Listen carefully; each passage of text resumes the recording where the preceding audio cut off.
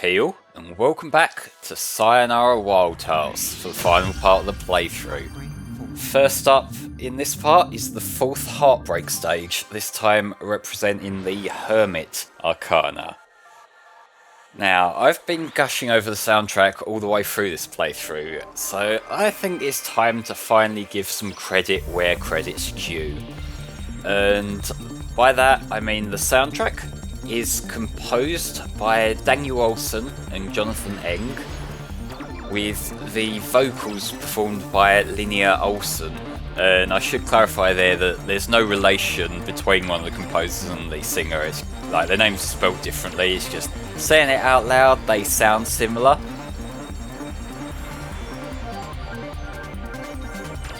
One thing that's really cool is one of the pieces of merchandise they sell through the store, the Annapurna store, or however you pronounce it. I still don't know how to pronounce the publisher's name properly, but that's neither here nor there. But one of the pieces of merch they sell for this game is a cassette recording, an audio cassette of some of the demos and outtakes from this game's soundtrack.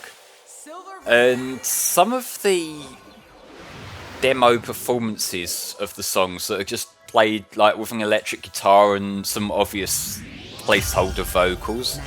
For some of the vocal themes in particular, it's just fascinating to see the layers of production that goes into this music. Because the demos are very raw demos. It's like they've clearly just written the song and this was their first attempt at putting it down on a recording. But you can still hear the song itself. It's still like the guide for the actual singer they were going to use.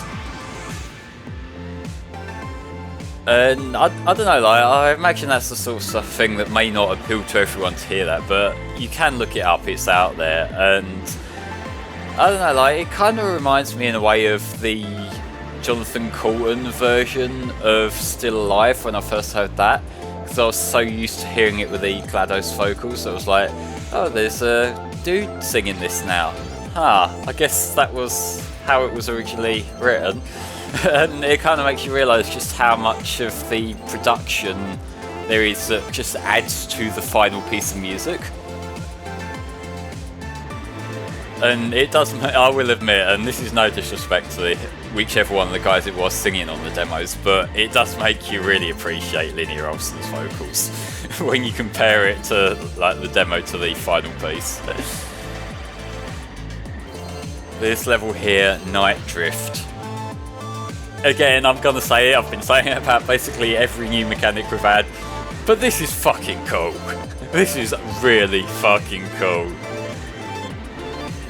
It almost makes me feel like we're back playing Slipstream again, just with the drifting and the retro look that it's got going on.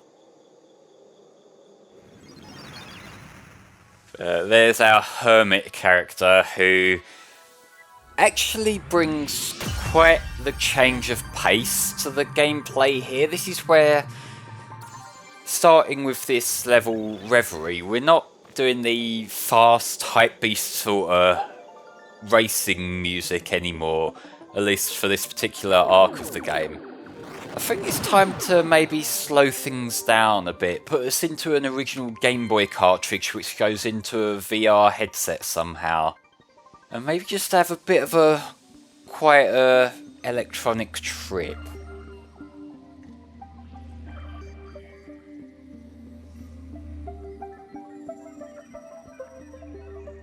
And I will say that this particular level, it's not really the most memorable part of the game, for me at least, because when I think of Sayonara Wild Hearts, I think of Mine or Inside or one of the faster paced tracks, like in particular one of the ones that we'll see later on in this part, but this isn't what immediately comes to mind, but I do still appreciate that it's here. It's like the composers were sort of flexing their writing chops a little bit by giving us something that's quite a bit different to what we've had up to this point. But given it still has the electronic mood to it, it still fits, it's still tonally appropriate. And I do appreciate the Tetris blocks. I love Tetris. No joke, and I'm not exaggerating, I'm not trying to play anything up when I say this. I think that Tetris, mechanically speaking, is the closest thing we have to a perfect video game. Silver rank. It's just one of those games that, because it's so simplistic in its design, and it's so easy to just sit down, understand, and just enjoy yourself with, there's literally nothing to dislike about Tetris. And whether you see that as objective or not, that's its own argument, which I don't really think this is the right time or place for, but it's one of those games that over the years I've come to appreciate so much more.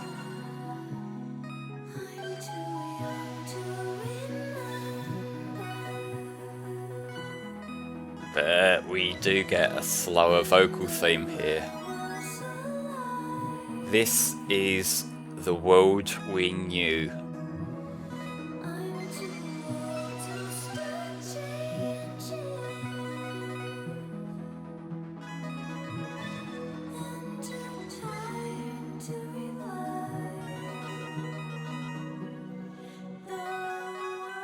I never did get the appeal of VR, like, even now it's becoming a fair bit more mainstream. I don't know, like, I feel it's the sort of thing that I don't really have any interest in any possible applications outside of the gimmicky stuff. It's like, the technology is impressive. It's just, in terms of a video game context, VR kind of goes against the philosophy of what I like from video games. Like, video games to me are a mostly passive form of entertainment. It's something that I just sit down and sort of soak in the experience as I'm playing, and I suppose you've got some games that could do that. Like, I've got some friends who play VR chat religiously, and it's like a sort of social hangout thing.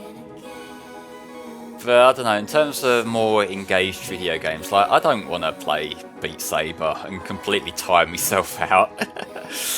If I'm going to play a rhythm game, I'd rather it to be something a lot more sit down and enjoy the music, like this game is.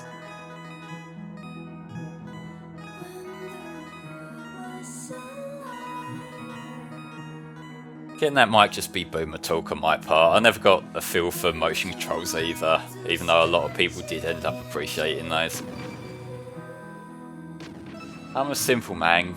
Sit me down, give me a controller, and I'll be content.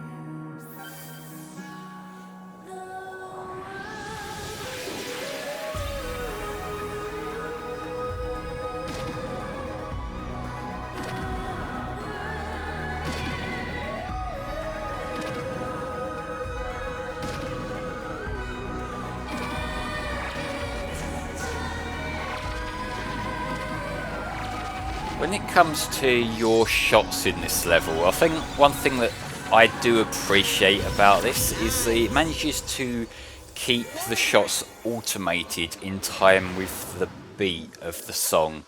So it looks like a more traditional shmup game, but they still manage to keep the rhythm action element to it. It's kind of a neat way of blending the genres.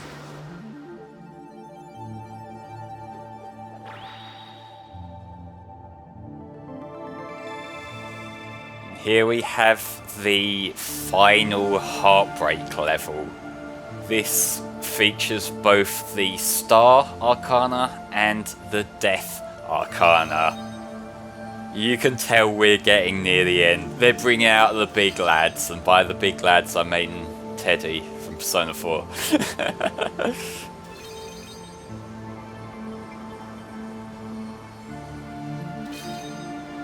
but I do really like this ocean look that this level has going for it. And there's something about the art style here that they've had in these Heartbreak levels, like all of them, but it's most pronounced here, and that's the sort of flickering, like broken glass crystal sort of look. It almost reminds me of certain kinds of holofoil. And I'm getting at holofoil Pokemon cards because I'm a mindless consumer who likes the shiny piece of paper, but every now and then one of the promotional holofoils would have a holofoil effect that looks exactly like that. It might not seem that impressive when you look at the digital scans, but I've got a Charizard from, I think it's the Supreme Victors one from one of the theme deck copies or something. I am recording this off the top of my head here, but it looks absolutely beautiful with a broken glass holofoil.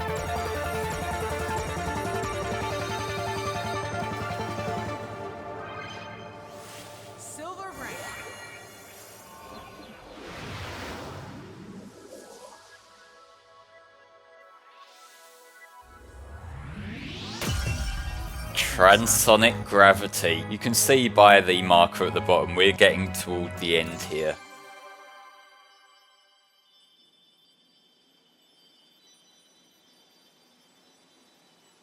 But we're going to be going to Love Dead City and meeting the final new character encounter.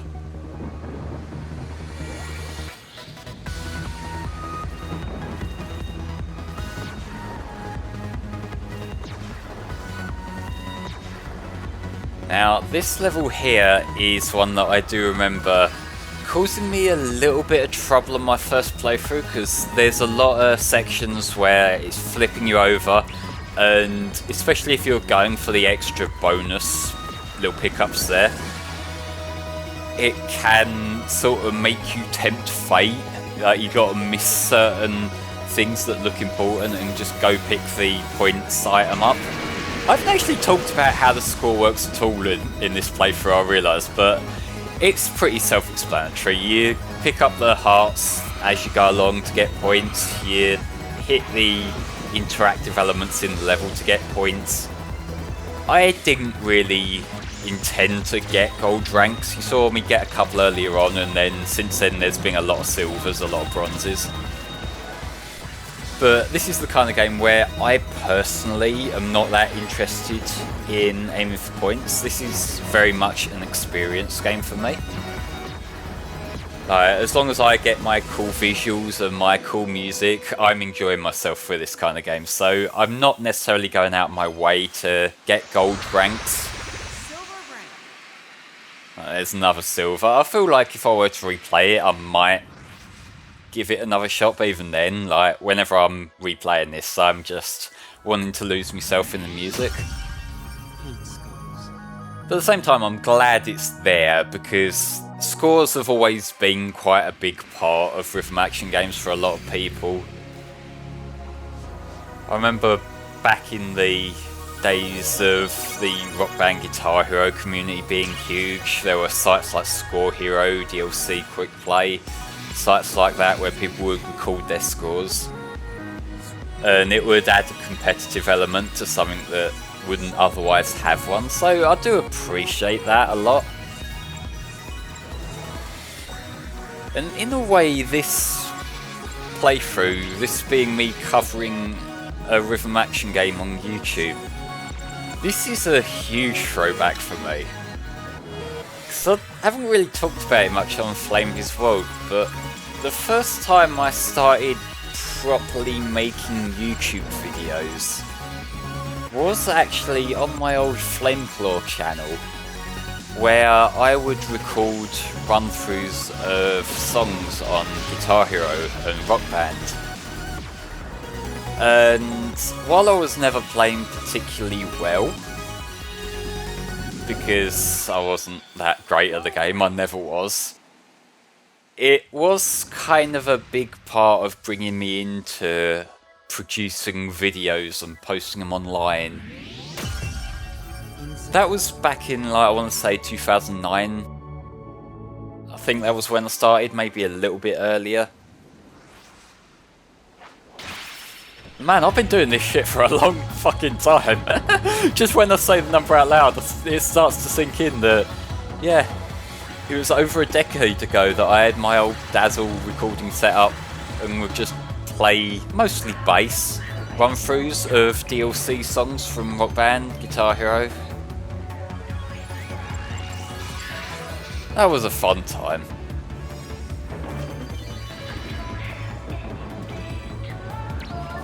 This is another level where you may well have some difficulties, but it's also one of my favourite songs on the soundtrack, Inside.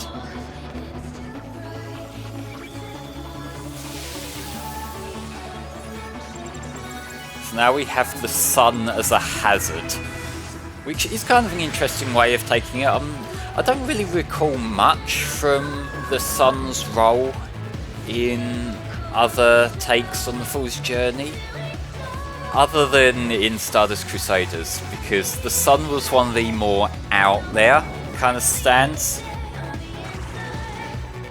It's kind of hard to explain, but it's one of those episodes I remember from the anime where it was just a bit of a fever dream sort of episode, because the sun was the sun and it was making everyone overheat, and yeah, that was a weird fucking arc. It was a weird fucking arc by JoJo standards, and that's saying something.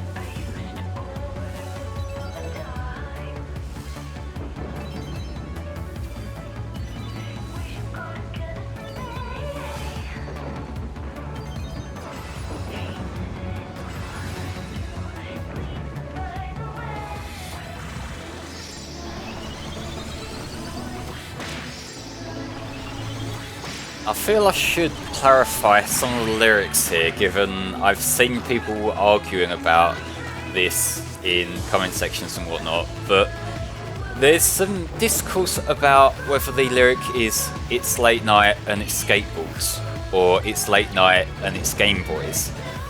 And going back to the audio cassette demos that I was talking about, that makes it a lot clearer that it's Game Boys. Although, saying that, there were some lyrical changes. There's one that kind of stood out for me a bit in a song toward the end of the game, but there were clearly a few changes between the early points of writing the songs versus the final versions we heard.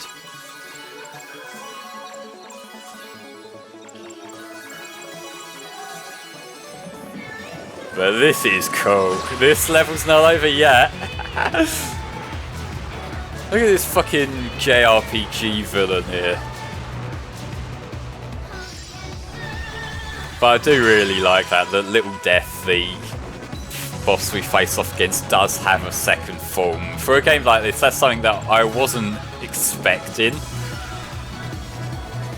And the fact that this is more explicitly combat too, in that we're attacking it, that kind of makes it stand out a lot from the other bosses that we've had up to this point, where it was sort of a lot more vague as to what was going on, that we were confronting something in particular.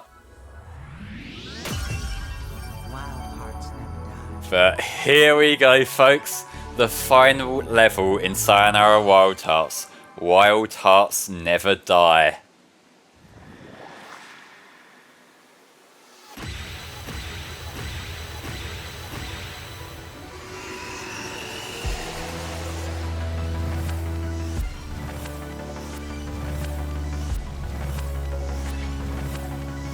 So the level's called Wild Hearts Never Die, but the song Wild Hearts Never Die is actually only one part of it. This final area is a medley of different challenges, with the first part here arguably being the most difficult. This is the Eye of Death, and this particular section where he can sort of sneak up behind you like that is the part that will screw you over, because it seems like he's making a pattern, he's getting you comfortable with the pattern, and then he suddenly does something different to reset his position. So there's a difficulty spike here, but at the same time, This is one of my favourite areas in the game to play through as well, for that very reason.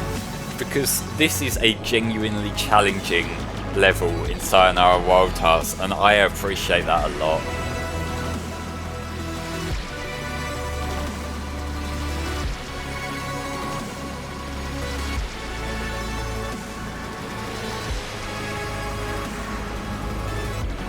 In the interest of transparency, I will say that this was not my first attempt when recording this. It was probably more like my 20th or so, maybe even more, because I wanted to get this down. Like, this hasn't been a perfect no fuck up run, but for the most part, like when I've had fuck ups, I've been able to edit around them so the level still keeps going smoothly.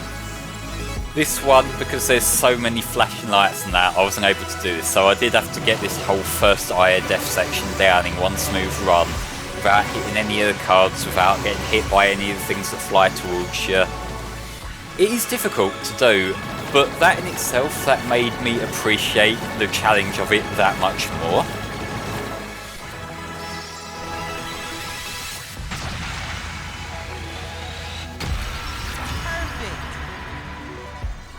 But here we go, let's move on to the next section.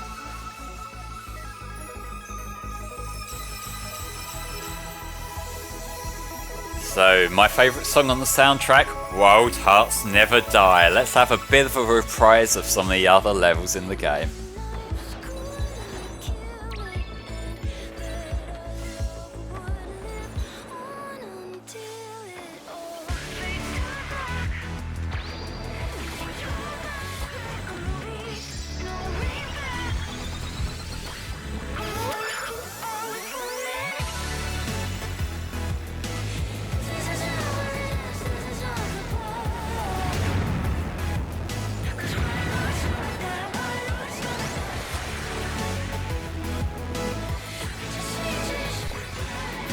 This is one of my favourite tropes in games, where you're in a position where you're powered up and they've got this really, I would say really easy, but much easier take on some of the levels that we've fought earlier, and it just shows that you've powered up so much, and it's a great send-off for your character here. And in terms of the narrative, it's really fitting too, in the fact that it's the tail end of the Fool's journey. She's found herself, and so she's able to overcome these challenges that much easier.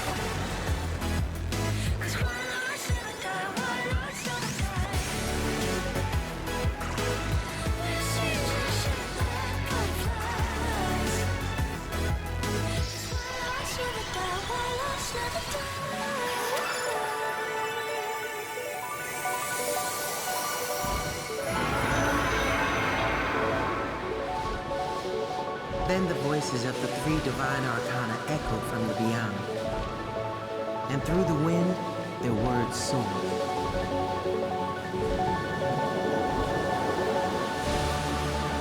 From the shards of your broken heart, the real hell has risen. You have restored the lost harmony of the world.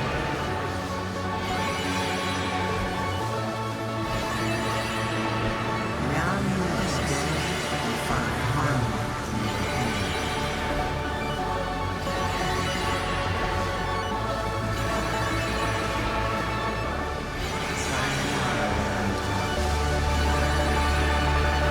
And that was Queen Latifah as the narrator there. That's something else that's kind of cool that they managed to get. Apparently it's quite a last minute addition thing. But I should really sum up my thoughts on Sayonara Wild Hearts once and for all. This game is absolutely beautiful, it's a joy to play, and I absolutely 100% recommend picking it up. I don't know if I can add anything beyond that at this point in the playthrough. You've seen how much I've enjoyed this game, how much I've enjoyed talking about it. And I hope I've managed to show everyone watching why this game's such a great time.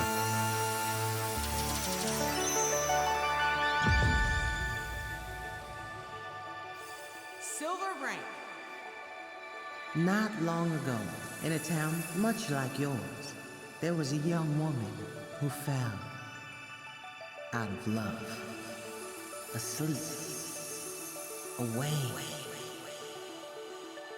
For years she fell through spirals of sadness and anger until she could not fall any deeper and fell right back into her grave.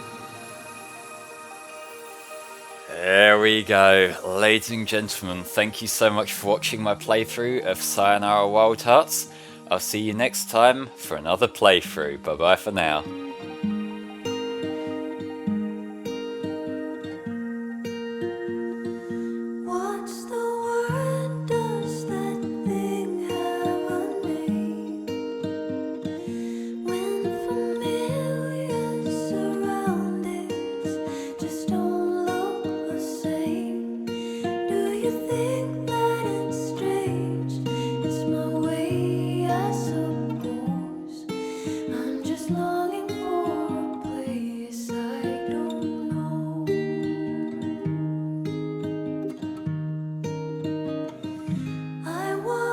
Used to my safety and peace. I mistook all Mysterium with being at ease. But then you came around, said it's time to let go.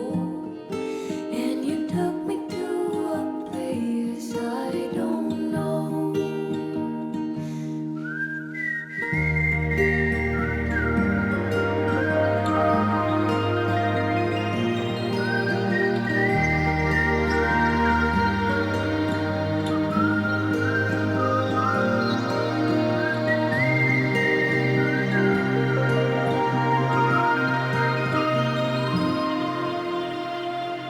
Come on, take me to a place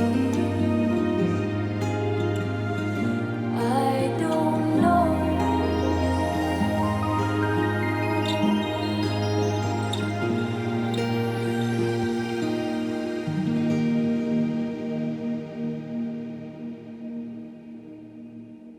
Sayonara, Wild Hearts!